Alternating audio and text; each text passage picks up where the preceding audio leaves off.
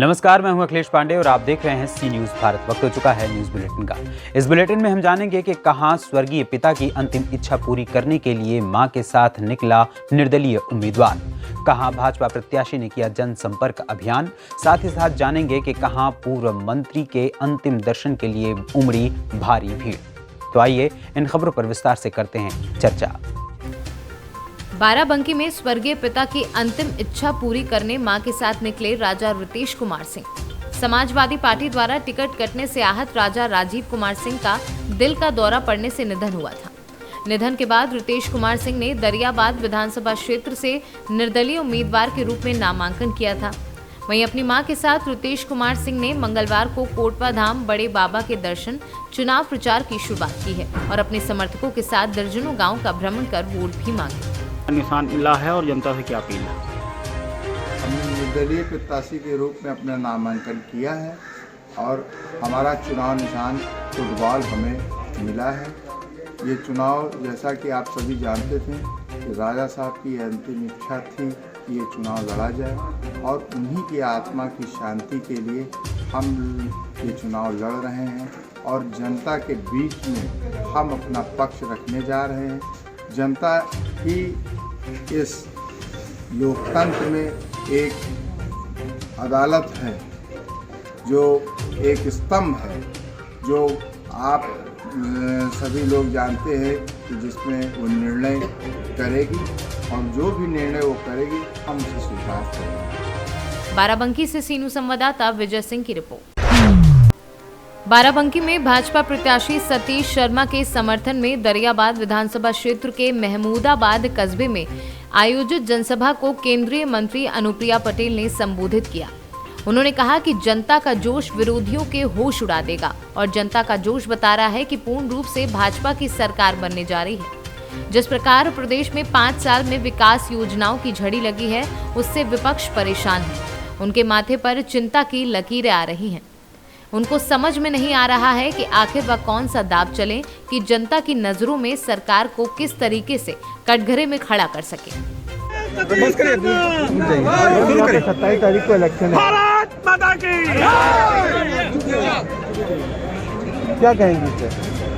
27 तारीख को जब ईवीएम मशीन का बटन दबेगा, हमारे प्रत्याशी एनडीए के प्रत्याशी सतीश शर्मा जी के पक्ष में, तो यहाँ की जनता का जोश इनके विरोधियों के होश उड़ा देगा और ये शानदार, जानदार, जबरदस्त तरीके से जीतकर उत्तर प्रदेश की विधानसभा में। मेन मुद्दा यहाँ पे बाढ़ की समस्या सबसे ज़्यादा होती है और इसमें सतीश जी भी बहुत अच्छा काम कर रहे हैं, लेकिन स्थायी कोई निवारण नहीं हो पा रहा है। इस पर क्या होगा इसका?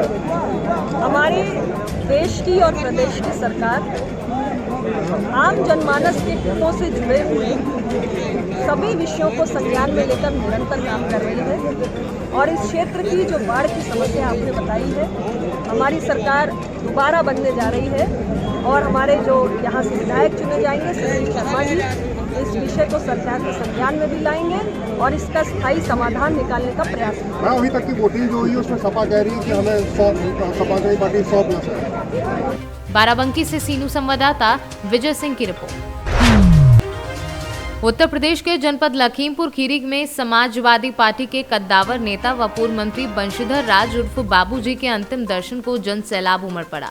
ज्ञात हो कि बंशीधर राज का मंगलवार सुबह करीब 9 बजे हृदय गति रुकने की वजह से निधन हो गया था, जिसकी सूचना मिलते ही उनके शुभचिंतकों में शोक की लहर दौड़ गई तथा उन लोगों ने दुख व्यक्त किया। बाबूजी का अंतिम संस्कार उनके पैतृक गांव बेहजम ब्लॉक अलीपुर में हुआ। दिवंगत बंशीधर राज की गिनती जिले के कद्दावर नेताओं में होती थी। उनकी रणनीतिक महारत के विरोधी भी कायल थे।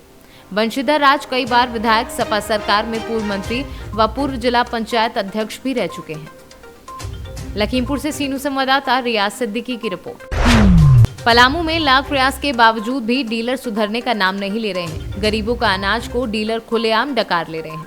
जनवरी माह में केंद्र सरकार व राज्य सरकार से मिलने वाली राशन के अलावा 1 माह का राशन गबन किया जा रहा है। वहीं शिकायत के बावजूद संबंधित जांच अधिकारी दोषी डीलर के खिलाफ कार्यवाही नहीं कर रहे हैं। मामला पलामू जिले के अति उग्रवाद प्रभावित क्षेत्र पाकी प्रखंड के होटाई पंचायत के होटाई गांव व चिरचिरिया टांड से सामने आया है।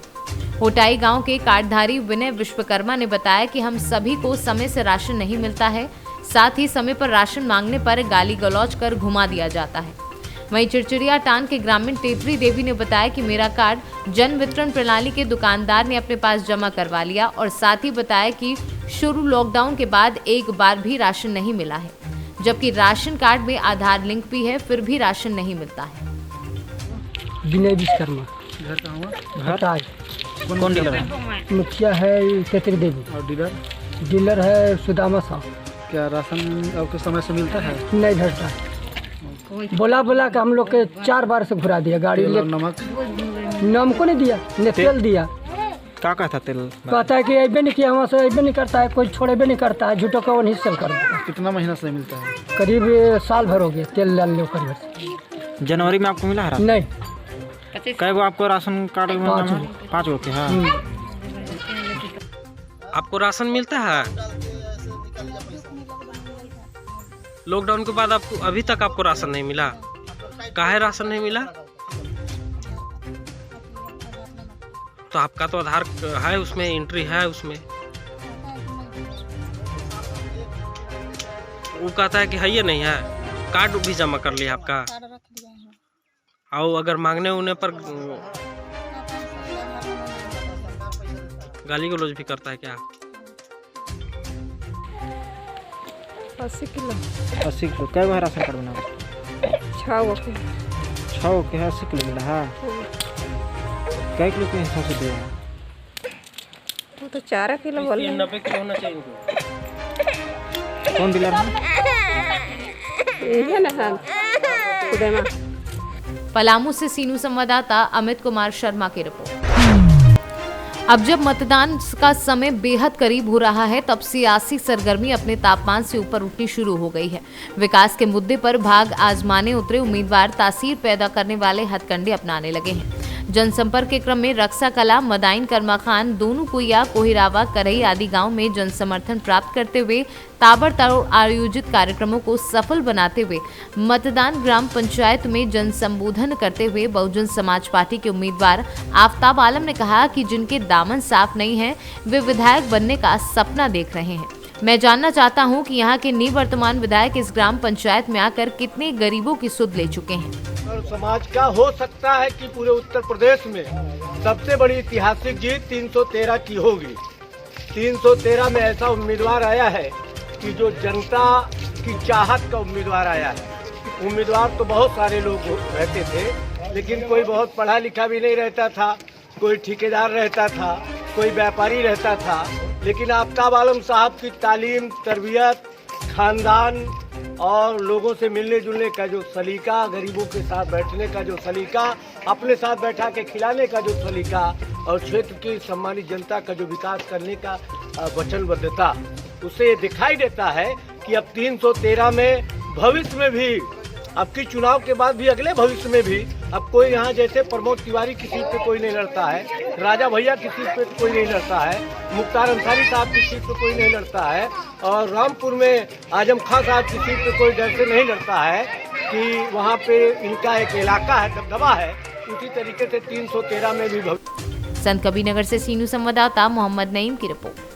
फिलहाल के लिए इस बुलेटिन में इतना ही, लेकिन आप सभी दर्शकों से विशेष निवेदन है कि जिन भी जगहों पर अभी अगले होने वाले तीसरे, चौथे और 5वें चरण में जो चुनाव होने वाले हैं, वहां के सभी मतदाताओं से विनम्र निवेदन है कि आप जब भी अपने प्रतिनिधि को चुनें तो ये ध्यान में रखकर चुनें कि आप अपने आने वाले 5 सालों का भविष्य किसी के हाथों में सौंप रहे हैं। इसीलिए जाति, धर्म, मजहब आदि से ऊपर उठकर विकास के मुद्दे को लेकर ही अपना वोट डालिएगा। फिलहाल इन्हीं शब्दों के साथ मैं अखिलेश पांडे आप सभी से इजाजत लेता हूं। मुलाकात होती है अगली खबर में, तब तक के लिए नमस्कार।